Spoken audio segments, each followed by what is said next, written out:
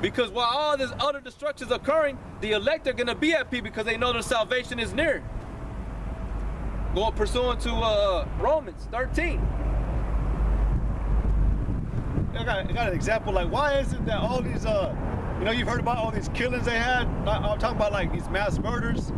You know, people who are tired with society, or even at that, like the Black Panthers, freedom fighters, Malcolm X, whatever. Why is it they couldn't stop that? Not, I don't know. Oh, why couldn't they overthrow that system? Yeah. Why couldn't they stop? Why can't they bring peace? What? Correct me or help me with this part. That there was a man that the elders had spoken about. That they said they had a vision. He had a vision a while back, saying to go out and kill Edomites. So saying Edomites, but kill like 40-something Edomites, but they got him. They killed him. But it was a vision from the Most High. I remember you told me about it too. I think, or maybe we might have watched the video together. Yeah. But it wasn't with that guy. Those videos that would always be made by Nate Turner or Nat Turner or something. Or what's his name, Nat Turner? He's the one who killed all the. Yeah, he's the one that Nat Turner was. He was born in the early 1900s, and as he grew up, he was during the slavery times. He grew up. He started receiving dreams of a red dragon, and basically he received revelation that he knew that it was Esau, the white man. So he gathered up a few men, and they started killing Edomites. But ultimately, they were destroyed.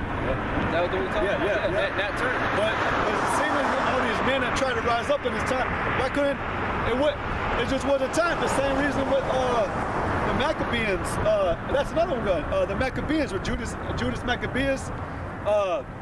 You know, they were trying to restore Israel, but it came to naught because it wasn't time yet. The Most High it wasn't the time yet to rebuild Israel, to bring it back into order. That's why they were destroyed. That you literally cannot do anything in this time to restore peace.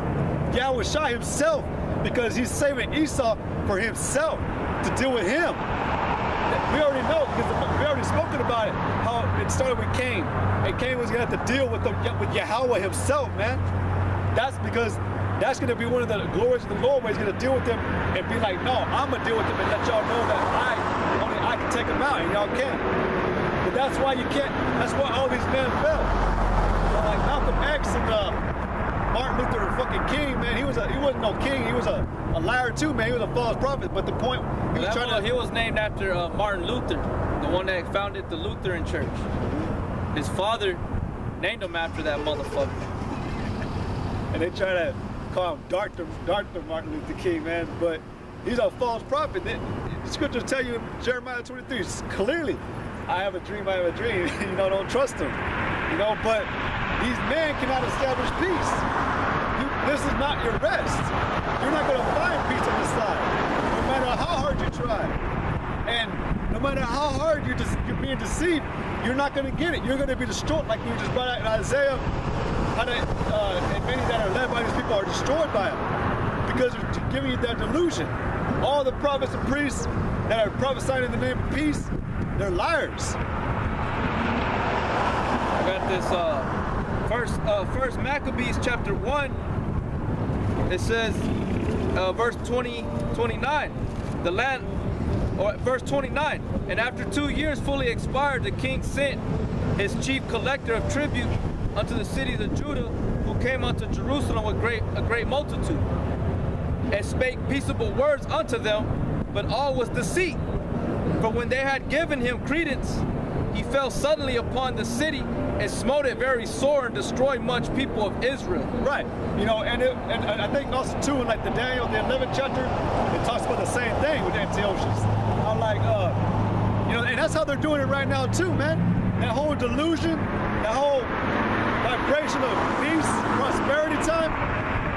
When Antiochus came, when the Greeks came too, the Romans came, they didn't come in automatically with warfare. There's a video that the brother Shabala, he broke it down. I can't remember what video it was called, but it's on GMS in Dallas 3, I think. I'm not sure. But It was a video made like almost a year ago now, but it's a man up. It's during the time of Thanksgiving, I believe, or but it's Dallas in class 3? Yeah. It's in the dark. Yeah. Well, they're talking about it how when and this is exactly how Esau's gonna do it too. They're gonna come in. They're gonna be at peace with you at first, right? They're gonna try to deceive you to the fullest and get you to consent, like to the RFID chip. And you know what? They don't. But like after that certain time that they have planned to try to deceive you and do it peaceably, they're gonna come in just straight up, just like they're gonna come in with martial law. That's how Esau's doing it. They're deceiving you by peace. Like you're saying, they came in peaceable, but all was deceit. I got this. This is Psalms 55, verse 19. God shall hear and afflict them, even he that abideth of old, Salah, because they have no changes, therefore they fear not God. He hath put forth his hand against such as be at peace with him. He hath broken his covenant. The words of his mouth were smoother than butter, but war was in his heart. His words were softer than oil, yet were they drawn swords. God, man, like and that's what Esau's about.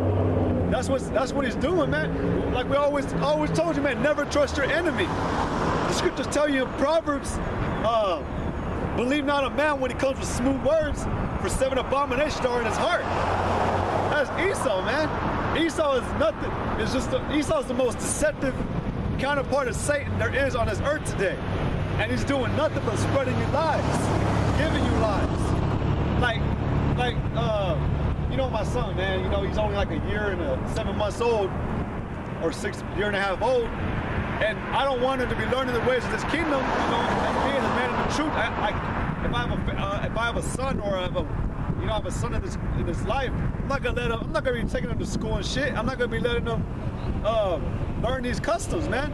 If he tries to bring home a little fucking Christmas tree, I'm gonna burn that shit out.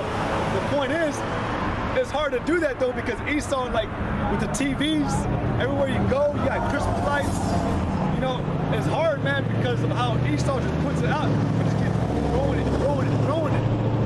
You know, but all that deception. You know, but like I said, like he was reading that it all seems peaceful, right? But just wait. Esau's gonna show you his true horns. There's a day, man, he's already got prepared, and really the Most High isn't prepared. Well, he's just gonna come in, man. He's just gonna destroy y'all. Right, his craft already, his witchcraft that he got to a lot of you people bewitched, and he beguiled you people with. It's Christmas, Thanksgiving. They're already fucking played out. They already got you. They're already played out though. And what I'm saying is that Christmas, back then, it was back when America was being first created. It was its glory days. Now it's already fading.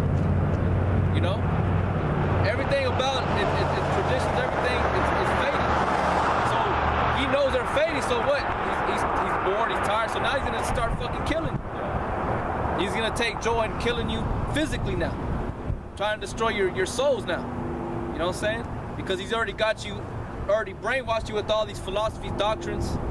You know, thinking you're at peace when the Lord said there ain't no peace. To be circumspect, beware of the evil day. You know, now he's gonna start killing you. I got this one.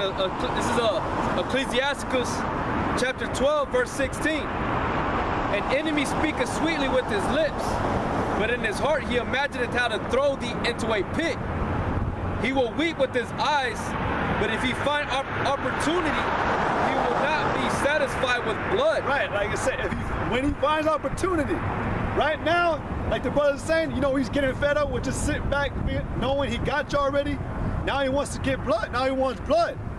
But it says that he's not going to be satisfied with blood.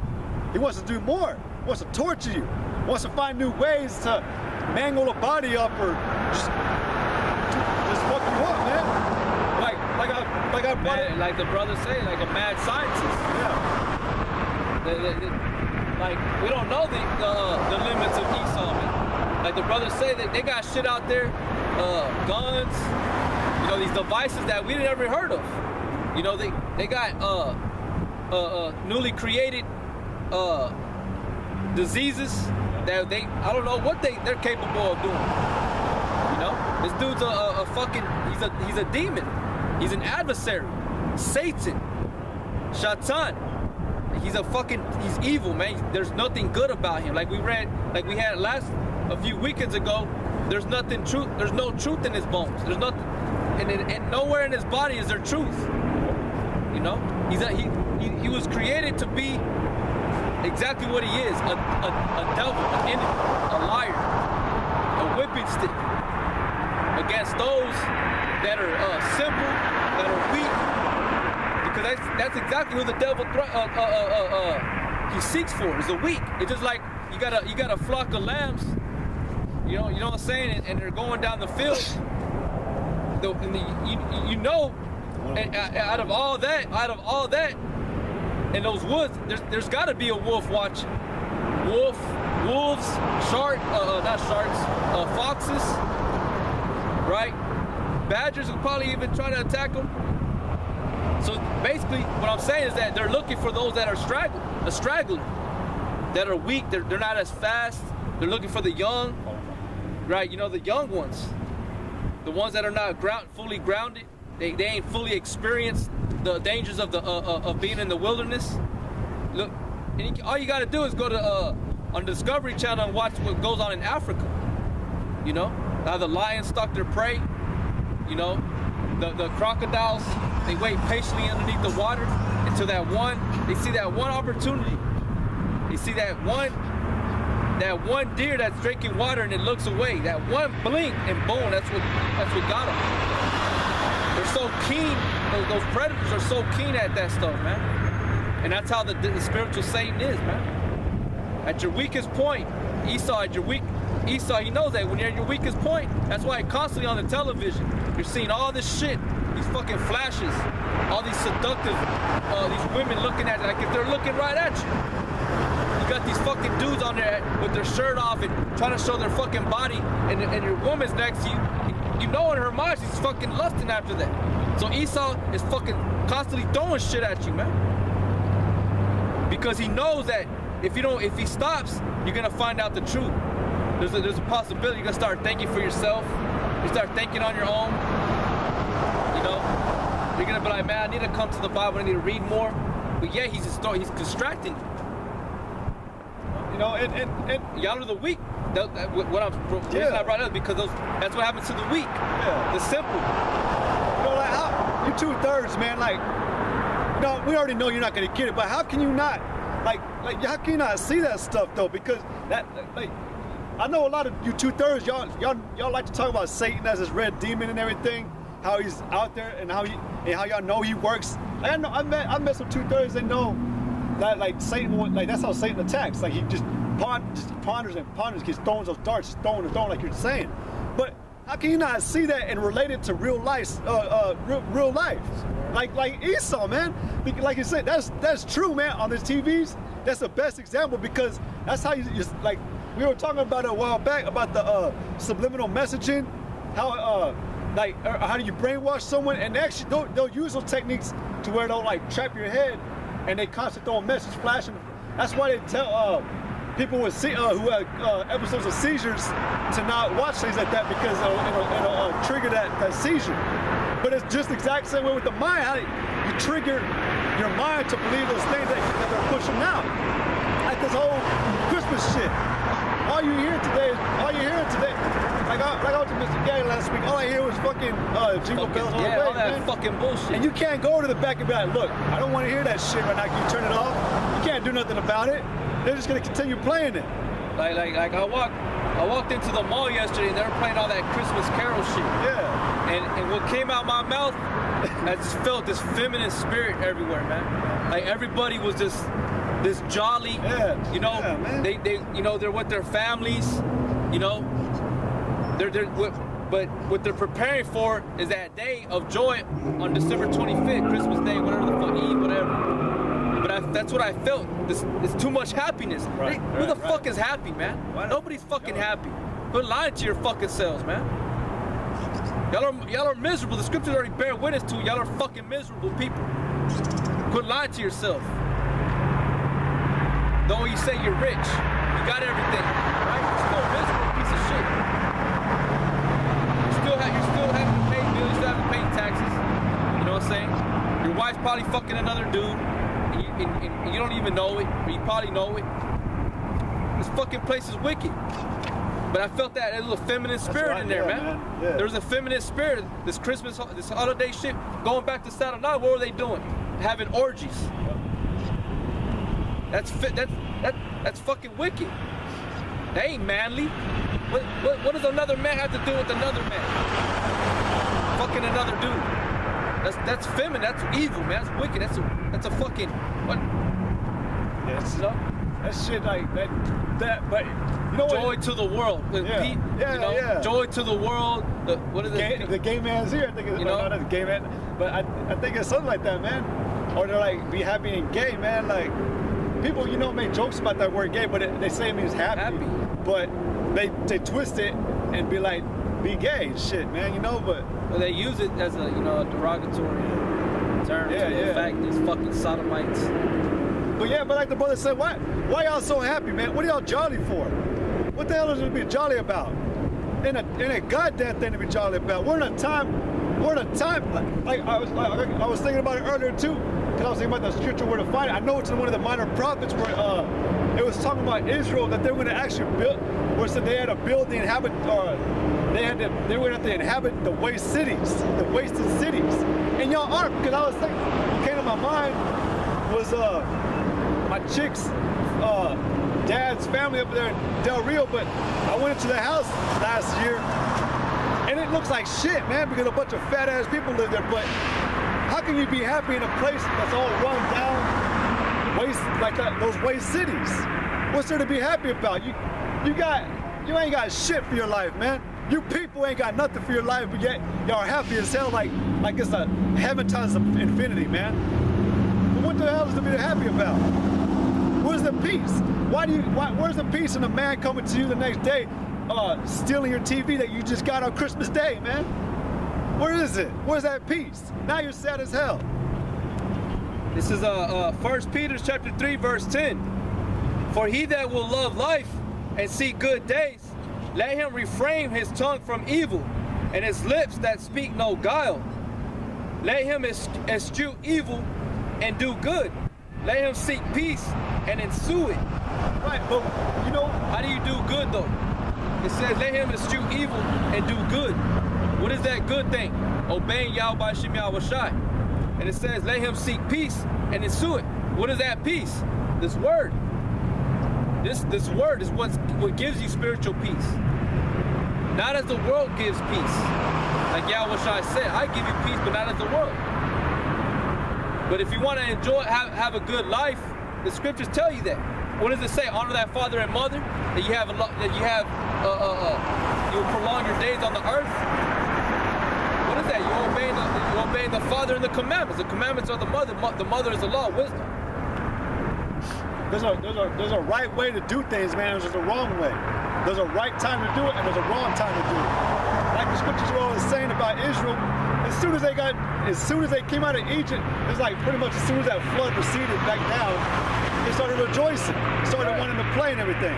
That's why you got to be circumspect and know that until Yahweh Shai comes, there's not going to be no peace, like the brother read in Genesis 49. By Shiloh come. I got this. This is Ecclesiastes 3:1. To everything there is a season and a time to every purpose under the heaven. I'm gonna jump down to verse 7 or verse 8. A time to love and a time to hate, a time of war and a time of peace. What profit had he that laboreth in that wherein he laboreth? I have seen the travail which God had given to the sons of men to be exercised in it.